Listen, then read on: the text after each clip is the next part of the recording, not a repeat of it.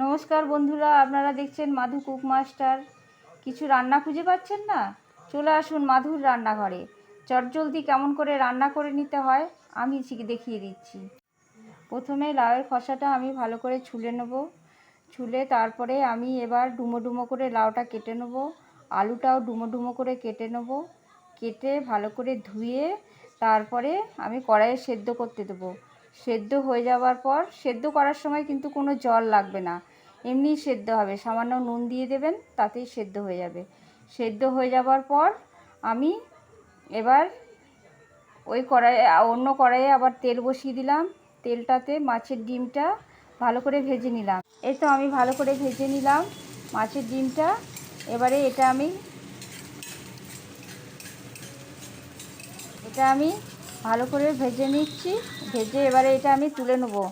তুলে নেওয়ার পর আমি এবারে এটা ভালো দাঁড়া হোক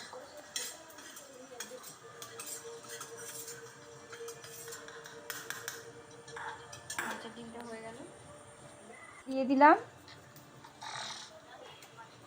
পাঁচফোড়ন দিলাম, গোটা শুকনো লঙ্কা দিলাম,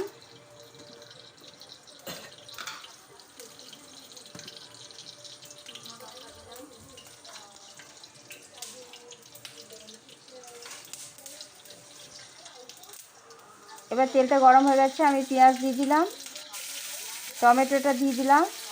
এটা ভালো করে নাড়ছি, একটু সোনালি কালারে ভাজা হোক পেঁয়াজটা, ততক্ষণ আমি এটা ভেজেই নেব।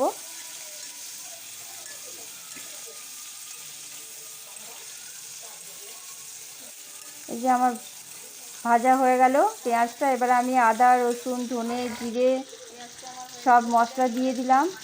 এবারে আমি হলুদ দেবো, নুন দিলাম, হলুদ দিলাম। এবারে ভালো করে কষাবো। কষানোর পর এবার আমি টক দই দিয়ে দেবো 2 চামচের মতো।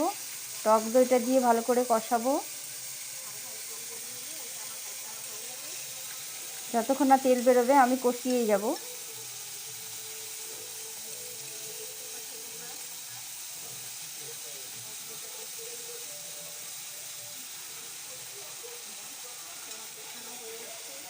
এই যে দেখতেই পাচ্ছ তোমরা, আমার কষানো হয়ে গেছে। এবার আমি মাছের ডিমটা দিয়ে দেবো, আগের থেকে ভেজে রেখেছিলাম যে মাছের ডিমটা।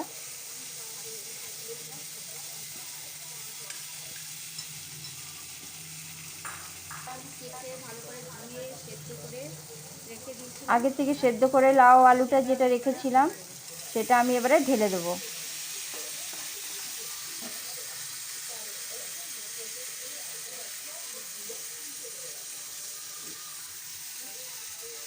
এটা ভালো করে নাড়চাড় করে আমি ভালো করে নাড়চাড় করে নিই।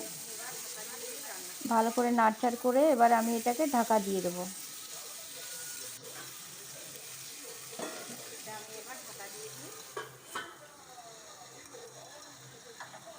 এবারে আমি এটাকে ঢাকা দিয়ে দেবো।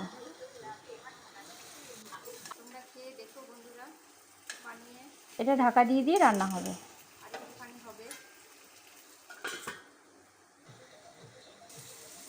আরেকবার ঢাকাটা খুললাম, আর একটু নেড়ে নিলাম,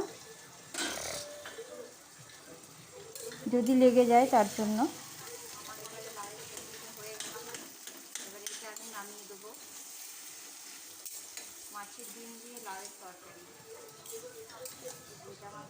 কত তাড়াতাড়ি হয়ে গেল বন্ধুরা, তোমরা দেখো।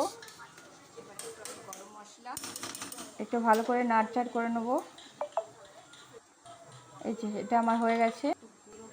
এবারে একটু গরম মশলা দিয়ে দেবো। গরম মশলা দিয়ে নাড়চাড় করে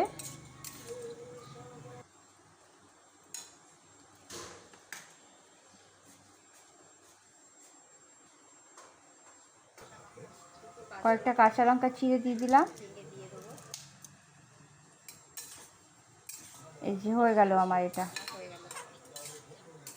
দেখতেই পাচ্ছ তোমরা কত সুন্দর দেখতে হয়েছে, কালারটা খুবই সুন্দর হয়েছে। দেখুন বন্ধুরা, কত চটজলদি আমার রান্না হয়ে গেল। যদি আপনারা তাড়াতাড়ি রান্না করতে চান তাহলে আমার চ্যানেলে অবশ্যই চলে আসুন।